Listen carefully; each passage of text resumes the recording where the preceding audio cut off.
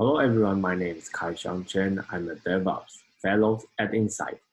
My project is called Sherlock. It's a transfer learning as a service platform. So here's my motivation.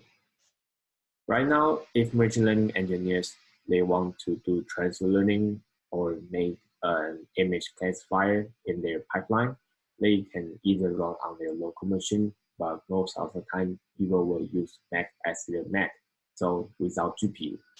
So mostly, people will choose spin up GPU instances running 24/7 on AWS, GCP, or Azure. Then they have to install drivers manually. There are a bunch of drivers with many versions, so it might not capable with their code. Finally, they have to synchronize the images from S3 bucket by themselves or manually upload the image to the machine. And everything is done outside Docker, which means if they want to run their code on a new instance, they have to struggle with the environment setting again and again. So here's my solution on no environment setting. I built an API on top of the transfer learning, and I containerize everything. So drivers already installed with the newest version, and I made a module to import images. So they just need to provide the bucket name, bucket prefix to point to the folder, and everything will be done at the background. Finally, the breakthrough feature of the platform is scheduling the task. Let's say a group of 5, they can share just one instance by scheduling the task instead of spinning up 5 instances for each of them. So it can save up to 80% of money. So here's my architecture. For DevOps engineers as me, I use Terraform to spin up a whole platform on Amazon EKS, which is the Kubernetes engine on AWS. For data scientists, engineers, or machine learning engineers, they can just provide the bucket name, bucket prefix to point to a folder, and the model they want to name to my Flask APIs. Then after they submit the task will forward to the task queue. And if the training or inference server is available, and it will start processing the task and import the images. So here's a quick demo. The whole cluster will spin up in around 15 minutes, and the platform will complete around 2 minutes. Then we will get an external IP, which is the endpoint of the API, the platform. And everything on the platform is event-based, so we will get a task ID, and we can track the status of the task right now.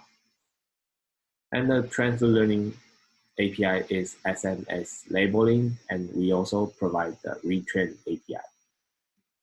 So here's my engineering challenge. My project is continuous on the previous AI Fellows project called Run Michaniki, but it is not scalable, and the API will crash due to the connection issue. So first, I separate the components and refactor the APIs. So everything in the platform is scalable, and the API won't crash even the training or inference server has been done. Has done. So the API will still receive a new task and forward the task to task queue. And after the training or inference service restart again, it will process a new task. And next, it is not capable with a new version. And previously, it is written in Python 2. So let's say if any engineers want to bring a new model on my platform with Python 3 in his code. So I update everything to the newest version, Python 3, and Keras 2, and TensorFlow 1.12. And next, containerizing the GPU task and run on Kubernetes might be the most difficult one on my project. So the GPU memory release problem. So if I don't want to restart the pods every time the task has been done, I have to make each GPU task as independent process. So after the task has been complete, the process will recreate a new one. And it needs corresponding drivers, NVIDIA Docker and NVIDIA device plugin for Kubernetes to recognize the GPU device on each node. And auto-scaling. We need a custom metrics from Prometheus adapter so we can do auto-scaling according to a GPU load. And here's a little bit about me. I'm Kai-Hsiang Chen. I'm a USC Computer Science Master's student. I'm doing my final semester and will be graduate in May. I used to be a backend software engineer, but I found everything I have done is about application, but most of the time the vulnerable part of a system is the infrastructure.